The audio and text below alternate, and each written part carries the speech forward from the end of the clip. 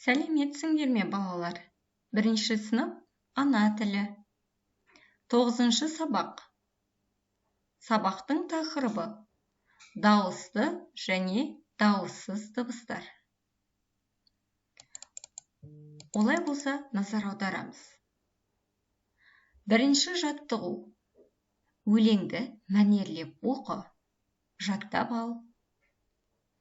Қыста жер ақ қарға оранды, күн аязды, боранды. Жылы жақтан келген құс жылы жаққа оралды. Мұрнымыз қызарып, құлақтары үсітті, қысқы түндер ұзарып, кидік тон мен ішікті. Балалар, бұл өлеңнің авторы Ескен Елубай деген кісі болатын. Сол кісінің өлеңінен үзінді. Балалар, бұл өлеңдегі үсітті деген сөздің мағынасы суықтан қатты тоңды, домбығу деген мағынаны білдіреді екен. Есімізде сақтайық. Неліктен қыста түн ұзарып, күн қысқарады? Қане, осы сұрақ бойынша ойланып көріңдерші. Қыз несімен қызықты? Өз ойымен бөліс.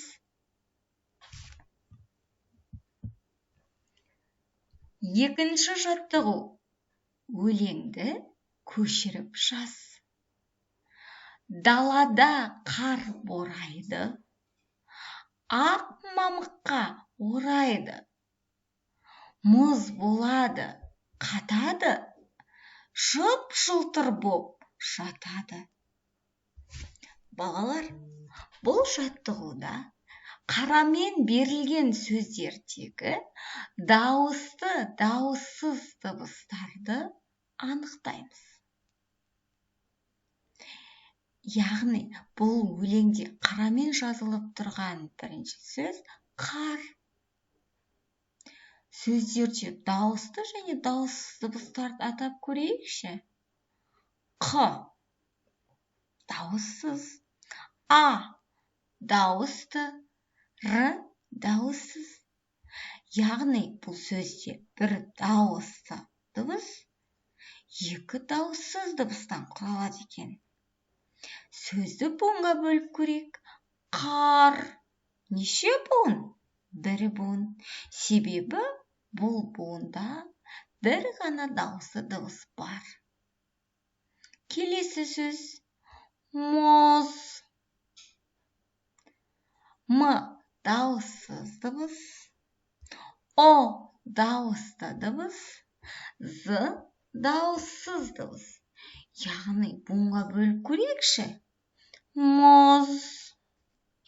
Яғни, бұл жерде бір ғана дауысты дыбыс болғандықтан, бір ғана буынға бөлінеді.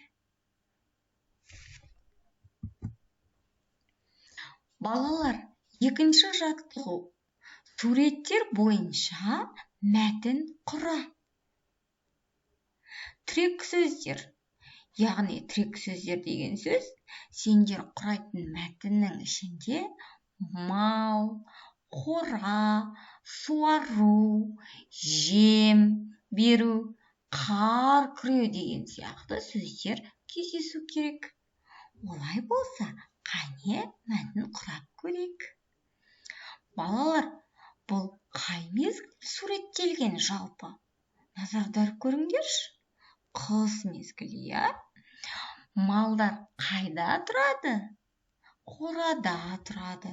Я, балалар? Дұрыс. Біз қорада қандай төлдерді ұстаймыз?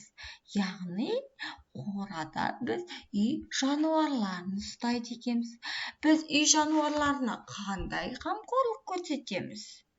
Қораға, малдарға су береміз, жем береміз, я, балалар? Себебі олар қысқы азығын балалар өздері тауып жей алмайды.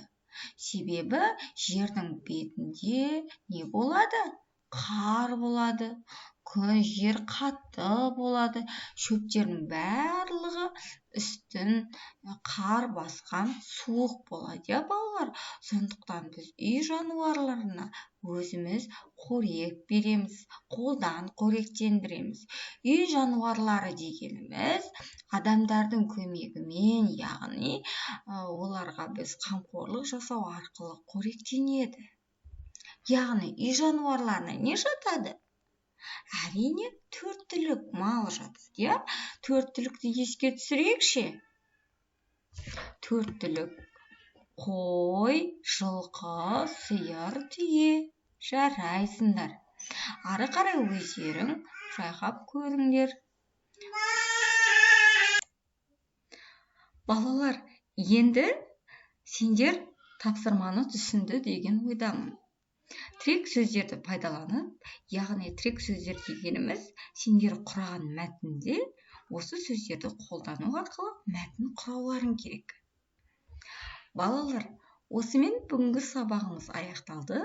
Келесі сабақта кездескенше сау болыңдар.